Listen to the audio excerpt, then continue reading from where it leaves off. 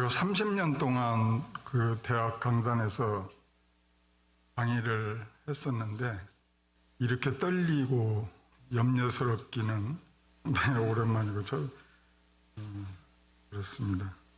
사실 그건 뭐 직업이기 때문에 또 제가 평소에 뭐 했던 것이어서 자신만만했었는지 모르겠지만 감히 설교라는 것을 제가 한다는 것이 적절치 않다는 생각을 평소에 가지고 있었기 때문에 좀 부담스럽기도 합니다.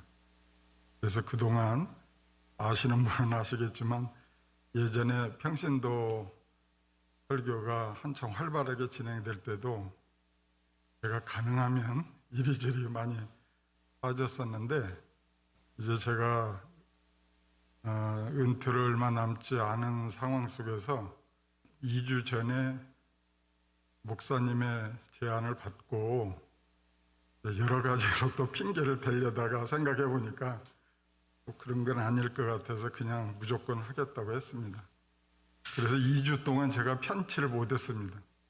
저는 이제 그래서 제 전공과 연관되어 있는 8.15라든지 6.15 공동선언 기념일이라든지 그 다음에 12월 첫 주인 인권주간이라든지 이런 때에 했으면 좋겠다는 생각도 했었습니다. 그럴 때는 또 뭐 제가 가지고 있는 제 지적 재산을 좀 풀어놓을 수도 있을 것 같아서 그런데 이제 보니까 마침 오늘이 종려주일이기도 하지만 4.3 기념주일로 우리 교단에서 지키고 있는 그런 주일이어서 거기에 초점을 맞춰서 제가 생각을 해봤습니다. 준비한 내용을 함께 묵상하도록 하겠습니다.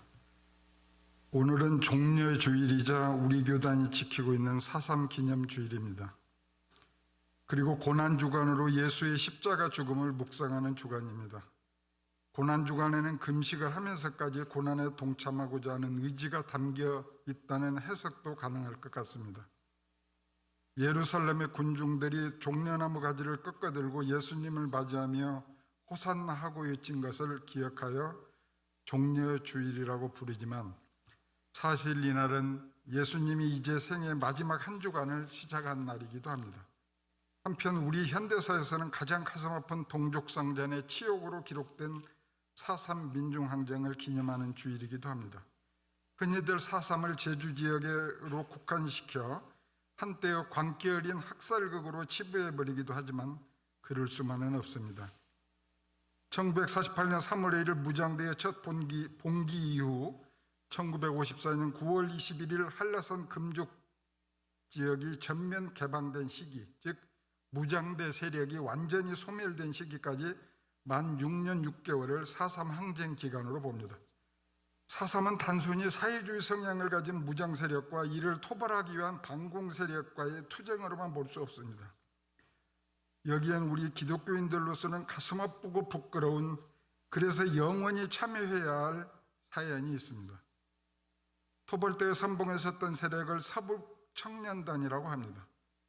이북에서 종교 탄압을 피해서 내려왔다고 본인들은 얘기하는, 그래서 남쪽에 와서 할 일이 없어서 그 명분으로 내세웠었던 것이 반공이었고 그 일선에 서서 상대편을 무자비하게 학살하는 데 혁혁한 역할을 했죠. 이북에서 내려온 반공 세력들입니다. 그 세력의 핵심에 이북에서 종교 탄압을 피해서 내려온 영락계와 한경직 목사가 있습니다. 그러나 그들은 아직까지도 공식적인 참여를 하지 않습니다. 그나마 우리 교회가 속해 있는 한국기독교장로회 총회가 지난 103회 총회를 제주에서 열면서 공식적으로 4.3 기념공원에 참배하고 참여하는 의식을 거행했습니다. 총회 차원에서 기념주일로 지키는 교단도 우리 교단뿐입니다. 제 자랑 한 가지, 제가 총회 일을 하면서 헌법위원장으로 있을 때 총회 헌법을 전면 손질하는 일을 수행했고요. 역사위원장으로 2년 제가 봉사할 때 4.3 기념주의를 제정하도록 그렇게 한 그 시점이 맞닿아 있습니다. 저는 이러한 교단의 결단을 무슨 자화자찬 차원에서 언급하는 것이 아닙니다. 인간의 최소한의 양심을 이야기하는 것입니다. 4.3 민중항쟁은 동족을 무자비하게 죽이는 6.25 전쟁의 전초전이기도 합니다. 이러한 참혹한 사건의 시발은 1945년 8월 15일이 해방이 아니라 분단으로 우리에게 다가왔기 때문입니다. 미국의 사주를 받은 분단 세력이 민족 통일 세력에게 저지른 학살극입니다. 그 이후 지금까지 70년이 지나도록 완전 규명이 되지 않았던 이유는 간단합니다. 이 땅이 미국의 식민지로 현재 진행형이고 다수의 기득권 세력은 여전히 미국의 하수인 노릇에서 벗어나지 못했기 때문입니다. 그나마 최근 반가운 소식은 제주 4.3 사건 진상규명 및 희생자 명예회복을 관한 특별법 개정안이 2월 26일 국회 본회의를 통과했습니다. 2000년에 특별법이 제정된 이후 21년 만입니다. 제주 4.3 희생자에 대한 배보상과 억울한 옥살이를 한 수영인의 구제, 4.3 사건 추가 진상조사가 개정안의 핵심 내용입니다. 아직도 완전하다고 볼 수는 없으나 70년이 지나도록 한 맺힌 삶을 살아온 생존자들과 희생자 유족들에게는 위로가 될 수 있도록 후속 조치가 조속히 이루어지길 바랍니다. 이에 발맞춰 얼마 전 법원은 4.3 항쟁 당시 수영인들에 대한 재심에서 전원 무죄를 선고했습니다.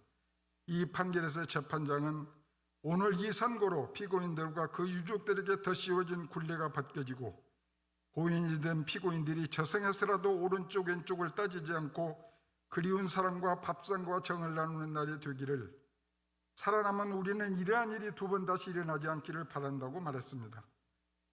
당시 엄청난 희생에 더해 오랜 세월 연저제에 묶여 대를 이어 고통받아오던 피해자와 유가족들의 70여년 오랜 한이 풀리는 역사적 순간이었습니다. 제주 학살극은 이제 여수 순천하고도 연관가 되어 있는데요. 여수 순천 항쟁은 지금 이제 겨우 복원이 돼서 약간씩 일반 국민들에게도 알려지고 있는데 정말 어처구니 없는 일들이죠. 제주 4.3, 제주에서 그런 학살극이 재현되고 있는데 거기에 가서 학살을 하고 있는 구연대가 이제 여수 순천에 가 있던 이연대하고 교체를 하게 됩니다. 그런데 그 이연대가 가려고 할 때 여수 순천에 주둔하고 있던 이연대에서 김지회 등등의 일부 세력들이 반란을 일으켰다고 얘기하고 있죠. 그건 반란이 아니라 그런 동족 상잔의 학살극에 우리가 가담할 수 없다. 그래가지고 거기에 파견되는 것을, 교체해서 제주도로 들어가는 것을 반대하다가 이제 또 여수 순천에서도 그렇게 2, 3만 명이 죽임을 당한 거죠. 민간인들이. 그리고 이제 구연대하고 이연대가 교체가 됐어요. 근데 이연대는 예전에 구연대가 저질렀던 것의 몇 배 이상의 학살극을 재현한 거죠. 그쪽에서. 그러면서 이제 이연대가 그런 식의 못된 짓을 이제 몽땅 엄청나게 하고 있는 과정 속에 거기에 대장으로 들어왔던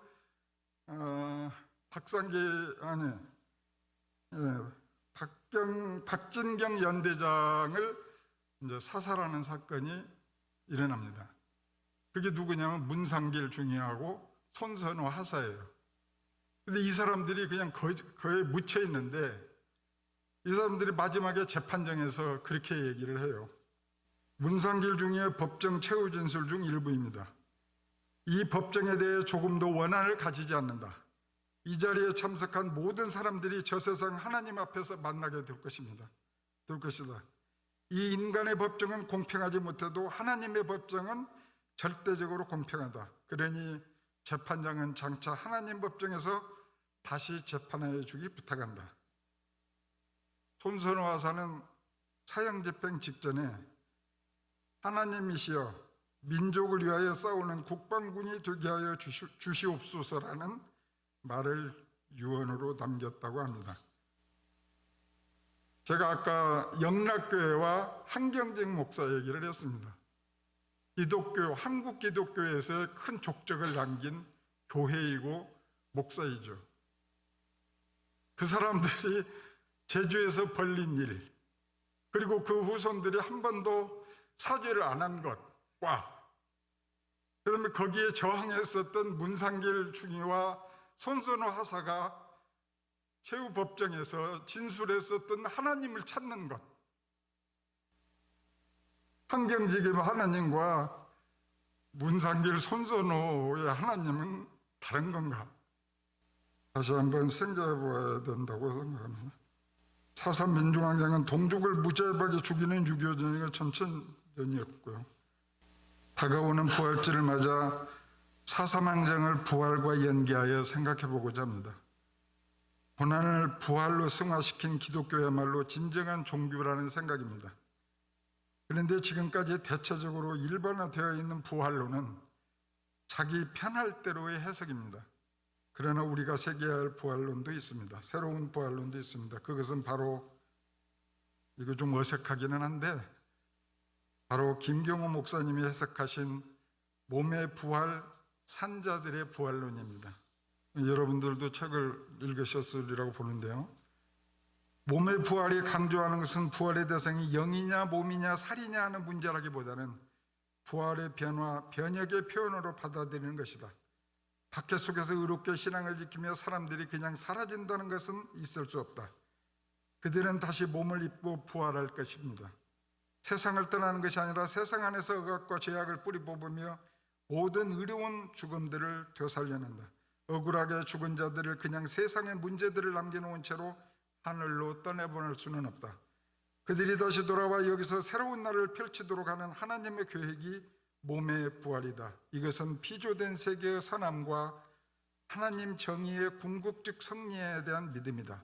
또한 세월호 희생 학생들에 대해 부활은 최소한 빼앗겼던 것, 즉 몸을 가진 생명을 되찾는 것을 의미한다. 세월호 희생자 부모들은 아이들과 영혼으로 만나는 것만을 바라지 않는다. 그들이 몸으로 돌아오는 부활을 희망한다.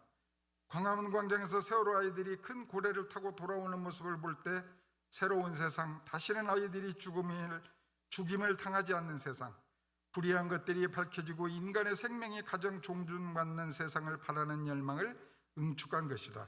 바로 아이들이 몸으로 돌아오는 것이다. 그것은 집단의 부활을 상징한다. 또한 6월 항쟁 때 이한열 열사여 부활하라, 박종철 열사여 부활하라는 만장을 따라 수십만 인파가 나아갈 때 정말 부활한 사람들이 몸을 입고 우리에게 오느냐, 그것이 사실이냐며 확인하려는 것은 어리석다.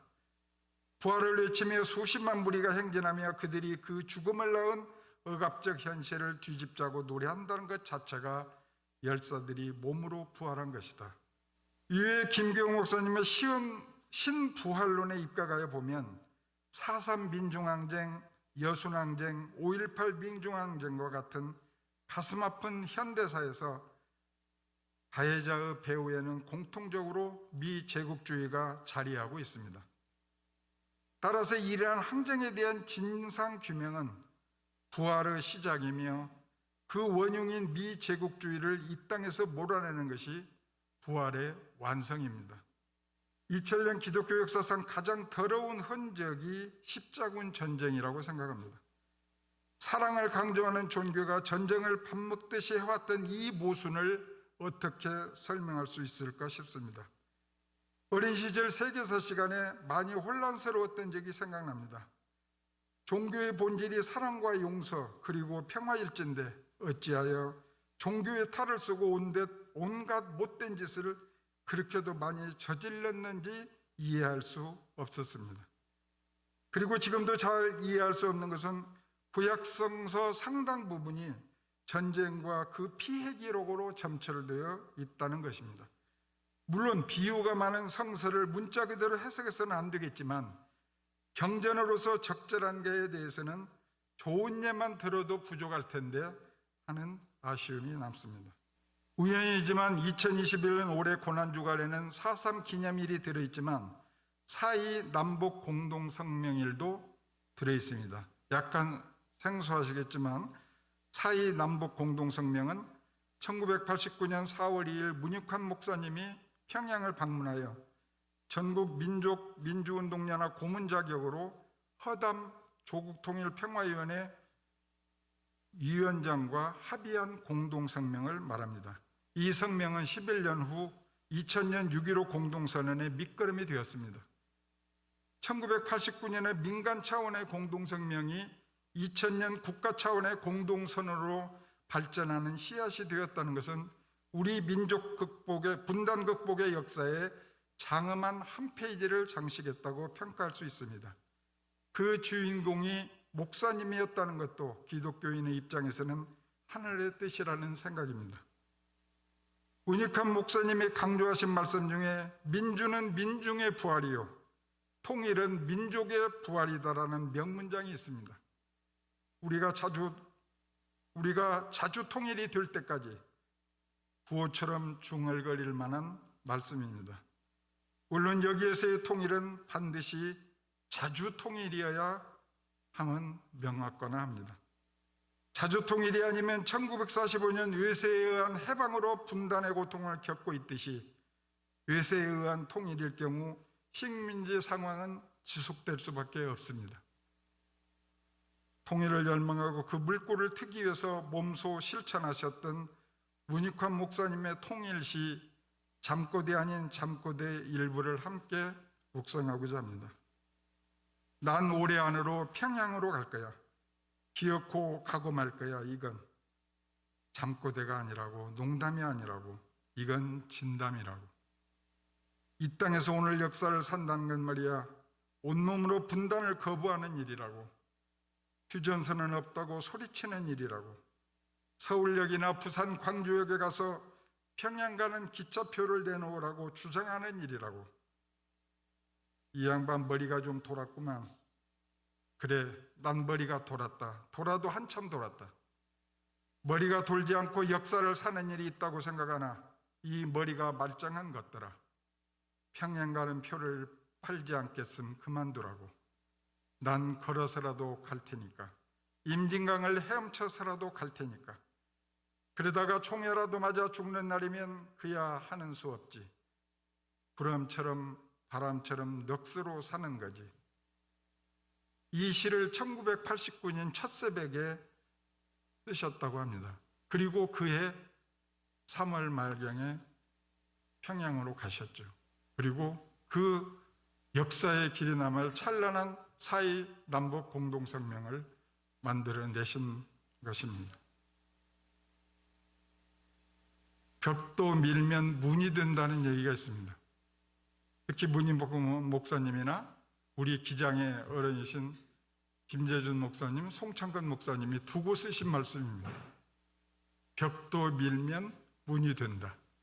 또한 이사나 시인의 장편 서사시 한라산 중 서시 일부를 묵상하였습니다. 이 땅은 아메리카의 한 주, 그들의 병영에서 짐승처럼 사육되어 왔던 수많은 날들, 그 수많은 신음의 밤들을 누가 잊을 것인가? 누가 잊으라고 하는가? 1948년 4월 3일 제2의 모스크바, 밤마다 번져간 동지들의 피를 묻고 살을 묻고 뼈를 묻는 혹한의 한라산, 그 눈 덮인 산하 붉은 피를 흘리며 끝내 숨져간 이름 없는 해방 전사들의 끊어질 듯 끝내 이어지는 저 붉은 핏자국을 누가 잊는가? 누가 잊을 것을 강요하는가? 동상으로 썩어 문드러진 발가락을 자르며 뼈를 깎는 모진 고문에 여성 전사들의 생리마저 얼어붙은 밤, 그들은 기어이 갔다. 총알 박힌 다리를 절룩거리며 동지의 어깨에 매달려 진지로 돌아가다 끝내 쓰러져 버린 그들은 갔다. 기어이 갈 곳 없는 곳으로 가고야 마는 것인가? 분노 없이는 갈 수 없는 땅, 통곡 없이는 오를 수 없는 산, 제주도의 혁명 전사들은 그렇게 갔다. 미제어 각을 뜨다 적의 가슴팍에 불을 지르다 끝내 다 뜨지 못한 채, 끝내 다 지르지 못한 채 한 줌 피 묻은 뼈가루로 날아갔다. 이에 제주노회가 작성한 4.3 추모주일 설교자료 마지막 부분을 인용하면서 저의 횡설수설을 마무리하겠습니다. 사순절 막바지 종려주의를 지나 고난주간에 임하는 이때 우리는 공동체의 고난과 아픔에 더욱 관심해야 합니다. 예수님 당시 하나님의 역사는 마치 끝난 듯 막혀 있었습니다. 하나님의 뜻대로 행하면 죽임을 당할 정도였습니다. 예수님께서는 바로 이때 작고 초라하지만 분명한 생명의 행렬로 죽음의 행렬을 끝내고자 하였습니다.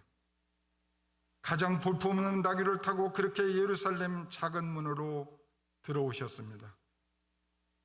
이때 외쳐지던 호산나는 찬양이 아니라 제발 살려달라는 절규였습니다.